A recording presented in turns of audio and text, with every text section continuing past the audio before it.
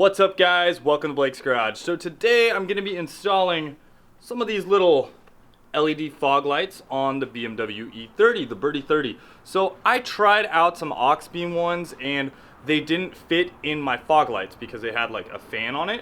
So I wanted to give these a try. These guys sent these out to me, so check these ones out. I will leave a link down below for these if you want to pick them up. You can kind of see the overall look of these LED bulbs, and you can see they look very close to the stock bulb. When we pull the stock bulb out, I'll kind of compare them then too, but you can see it's just got the one lead wire, and then it's a fairly even size to the stock ones, hopefully.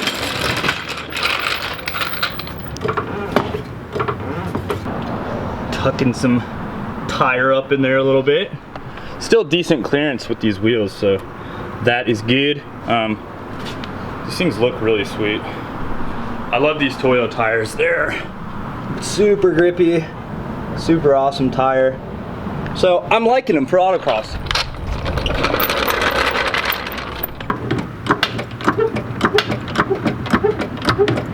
Okay, so let's just turn on the fog lights really quick, just so we can get like a kind of before. Color temperature wise, guys, I know it's not like dark out or anything like that, so we're not gonna get the best idea output. That should, yeah, those are on. So you can see I actually have some aux beam LEDs in here, and these work really good in the projectors. I like the way they throw a beam.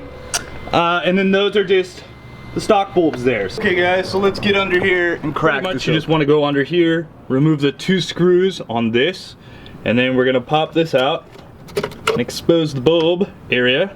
Now we can kind of see it up in there, all up in there. It kind of goes at an upward angle, so I'm gonna pull this little white tab out, which is our wire that we're gonna need to hook back up. Give this a quick squeeze. Gosh, I can barely see in here, sorry guys. Sorry if you can't really see, but I can't either. So, undid that. Gotta undo that little guy. And now the bulb comes pretty much right out. Just your standard H3 bulb that you're gonna be replacing. So let's see if this LED one will fit. That's the real question. Because up in there, it could have a different design. So let's see. Right there's a comparison in size. So you can see that this one is a lot taller. So we're gonna see if it fits in there. If it doesn't, then never mind. Don't buy these. This will be the second thing that does not fit in this car. You know, these little retrofit things are sometimes kind of hard. But let's see if this works out. You can see kind of on the tip, it's got an LED there. It's got LEDs all around the sides. So, you know, overall it looks pretty nice. So let's put that in there. Kind of the moment of truth. I'm doing a little bit of spinning, trying not to break it. Okay, that sort of worked. Wasn't the easiest thing to get in there, but it definitely went in, so that's good. Let's try this out. So we're just gonna hook this on. Hook this around if I could see it. Gosh, this thing's hard to see. And now, I'm gonna go ahead and plug it in there. So before I button this piece up, I'm gonna go ahead and turn the lights on and make sure that they work. This outside is basically gonna be the ground, whereas this is gonna be like your positive connection. This thing is not super tight. Now, I'm not gonna blame that on them. That's mostly just my connection up at the top. Let's see if I can get it in there a little bit better. So, you know, if you had any sort of loose connection or if it was like vibrating or something, yeah, that thing's not in there very well.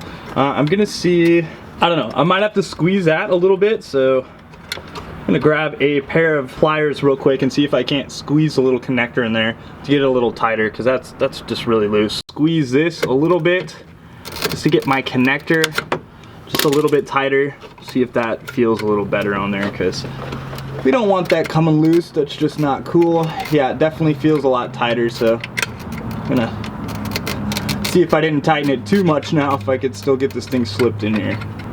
Oh man, oh yeah, much better, much better. So that little piece I was talking about is the piece that it slides into right here. I just kind of clamped down on that. Got it a lot tighter now, it shouldn't wobble around or anything. So I know this is the point where everybody looks at my bumper and goes, that thing's disgusting and those lights are disgusting. Yes, I know, definitely not the best front. Crappy little splittery thing that I kind of made just to make it look a little better, but yeah, that thing's super cheap, so don't really look at that. It's not that cool. Let's turn this thing on and we'll see how it looks. All right, so it's on.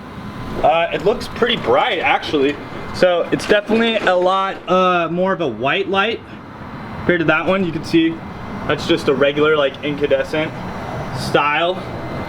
And then there's that LED look. So it's not exactly the same color temperature as this. It is a little bit different, but I'll have to try it out at night and see how I like it.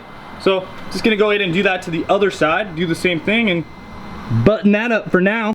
So if you guys see kind of this style online, you'll see this kind of style right here. This does not fit. This was like my first attempt at that. You'd really have to modify that fog light, and you really just don't want to do that because it will end up like leaking and doing all sorts of stuff.